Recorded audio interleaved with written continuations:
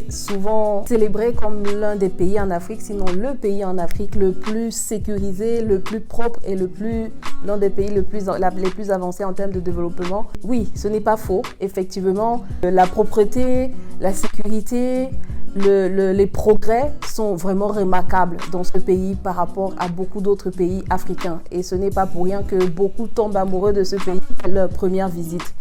En revanche, il faut dire qu'il n'y a pas de pays parfait.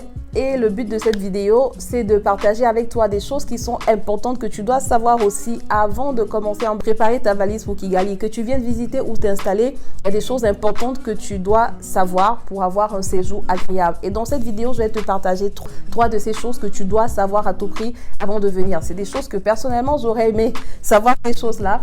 Mais voilà, tu me diras merci à la fin. Donc, sans plus tarder, on va commencer. La première des choses, c'est la bouffe.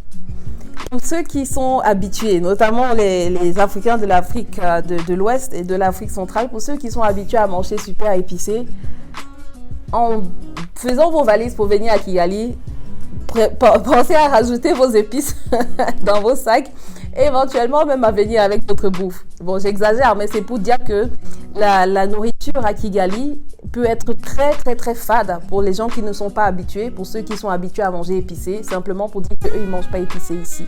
Il n'y a pas d'épices, ils ne préparent pas avec le poivre, le piment, alors n'en parlons même pas. C'est des choses qu'on ne connaît pas ici. Et ça peut paraître choquant pour le palais quand on est habitué à autre chose, mais il n'y a pas de raison de critiquer. Eux, ils sont habitués à ça, c'est comme ça qu'ils mangent, pour eux, c'est normal. Tu n'es pas préparé à cela, plutôt ça peut venir tuer l'ambiance en fait de ton séjour et tu peux commencer à te retrouver en train de critiquer ou de... Donc, il faut juste savoir qu'ici, on ne mange pas épicé. Et donc, quand tu viens, n'hésite pas à prendre tes épices, en fait. À mettre tes épices dans ton sac. Et voilà, quand tu vas faire ta propre bouffe, tu vas rajouter ces épices parce que tu auras même du mal à trouver certaines épices comme le poivre, pour ne prendre que cet exemple-là. Et voilà, il faut être préparé. Certains, il y a quand même l'huile de piment, par exemple. Pour ceux qui mangent du piment, vous pouvez emporter ça avec vous. Ici, on en trouve et rajouter dans vos plats. Donc, les plats ne sont pas épicés à Kigali. Et ici, c'est normal. Ok. La deuxième chose à savoir, c'est que pour une fois de plus qui sont habitués à des pays africains où il y a beaucoup de vie, beaucoup d'ambiance, beaucoup de mouvements et surtout beaucoup de bruit aussi et parfois même malheureusement beaucoup d'ordre entre guillemets, à Kigali, les gens sont très respectueux, mais d'un autre côté, ils sont très réservés aussi, pas bruyants. Et pour ceux qui savent un peu comment on décrit, je vais faire ce parallèle-là pour ne pas arrêter mes amitiés avec les Rwandais. Il faut dire que les amis que j'ai, ils sont assez différents de la majorité. Mais la majorité, en fait, est très réservée. Et ce que je voulais dire, c'est que si tu sais comment les Allemands sont qualifiés en Europe, notamment de froid, tu sais aussi à peu près comment les Rwandais sont par rapport au reste de la population africaine. Donc, ils sont très respectueux, pas agressifs, mais plutôt réservés et pas forcément... social, pas forcément très sociable, voilà, tu as compris le mot. Donc voilà, ne t'attends pas à ce que tu vas arriver et puis tu vas trouver ce mood là que tu trouves dans beaucoup de pays africains où les gens sont ouverts et puis les gens sont, tu te fais facilement socialement, tu t'intègres plus facilement dans certains pays d'Afrique qu'au Rwanda, on va dire ça comme ça. Je pense que le message est passé. La troisième chose que tu dois savoir avant de venir, c'est qu'il y a un sujet qui est très sensible ici, c'est le sujet de la politique. Voilà, c'est le sujet vite de parler, à moins que tu connais personnellement et très bien la personne avec qui tu es, mais c'est des sujets qui sont assez sensibles. Et enfin, je te donne un bonus, c'est que les Rwandais sont très curieux comme peuple.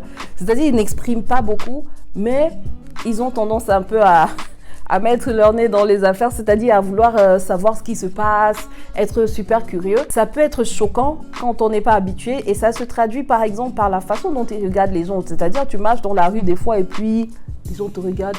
Et puis ton gars, il te fixe comme ça du regard, il te fixe et ça les gêne pas en fait. Toi, tu es mal à l'aise, tu te dis mais attends, est-ce que j'ai la boue sur moi ou est-ce que tu vois. Mais c'est culturel aussi. Il me semble qu'ils ne se rendent même pas compte, mais ils ont tendance à fixer les gens du regard et c'est assez inconfortable, faut le dire, parce que c'est un peu comme si tu te sens. Imagine, tu es le seul Africain dans un village, un petit village au fin fond d'un pays européen.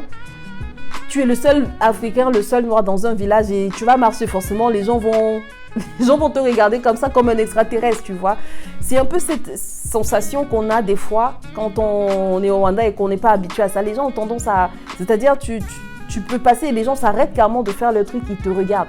Voilà, je pensais que c'était seulement avec les étrangers qui faisaient ça, mais même mes amis rwandais m'ont dit que voilà, même avec ceux qui sont pas étrangers, ils ont tendance à regarder comme ça. C'est comme culturel, je ne sais pas à quoi c'est dû, mais c'est pour te dire que voilà, quand tu feras face à ça, que tu ne sois pas super choqué. C'est vrai que ce serait bien qu'ils arrêtent de fixer les gens comme ça, mais voilà, just be prepared. Enfin, peut-être l'aspect finance. C'est un pays qui est relativement, le coût de vie est relativement élevé. Après, ça c'est relatif, il me semble, c'est plutôt un avis subjectif parce que je parle avec des personnes qui disent non, les pays comme la Côte d'Ivoire, la vie est plus chère, ou bien moi je trouve que la vie est assez chère ici, peut-être parce que je compare au Cameroun ou à d'autres pays comme le Bénin ou le Niger, mais le coût de vie est assez élevé. On parlera peut-être de ça dans une autre vidéo si ça t'intéresse de savoir bien, il faut en moyenne pour vivre par jour à Kigali, si tu viens par exemple de l'Europe, combien tu dois prévoir comme budget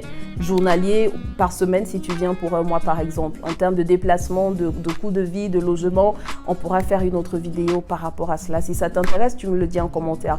Donc voilà les 3 choses que je voulais partager avec toi, cher ami. La première chose qu'il faut savoir, c'est que même si le pays est super clean, super sécurisé, vraiment c'est extrêmement remarquable. Et c'est pas pour rien que les gens tombent amoureux de ce pays la première fois qu'ils arrivent. Pour un pays d'Afrique, c'est vraiment remarquable. Donc même si le pays est super safe, il faut savoir que la bouffe ici... La deuxième chose à savoir, c'est que les sujets politiques... Et la dernière chose, c'est que les Rwandais super respectueux, ils sont pas agressifs, les gens vont pas t'agresser en route ou bien te manquer de respect, non, ils sont super respectueux, mais ils sont aussi très réservés et c'est pas évident de socialize avec, voilà, de s'intégrer socialement parlant ici. Donc, just be prepared et voilà, tu seras le bienvenu. Ça reste pour moi un des pays d'Afrique à visiter parce que c'est tellement s'inspirer de ce qui se fait ici. D'autres pays peuvent vraiment s'en inspirer. Il y a des débats sur d'où viennent les ressources de cet argent pour développer le pays. C'est pas la question ici. Je suis pas dans les débats politiques. Je dis qu'il faut s'inspirer de ce qu'on voit et de ce que les autres peuvent faire. Parce que si on voit d'où est parti le Rwanda en si peu d'années, en 34 ans, je pense, depuis le génocide, si on voit comment le pays a été transformé de jour et la nuit, on se dit, mais d'autres pays qui n'ont jamais eu de génocide ou qui existent depuis des centaines d'années n'ont pas pu arriver à ce stade. Donc, on peut tellement s'en inspirer. Donc, voilà les amis, si cette vidéo t'a été utile, n'hésite pas à t'abonner, à laisser un commentaire ou un pouce, un like pour m'encourager. Merci d'avoir été là. Je te dis à très bientôt pour une prochaine vidéo. C'était Carole Toukem, accompagnatrice de vie. À très bientôt. Merci d'avoir été là. Ciao.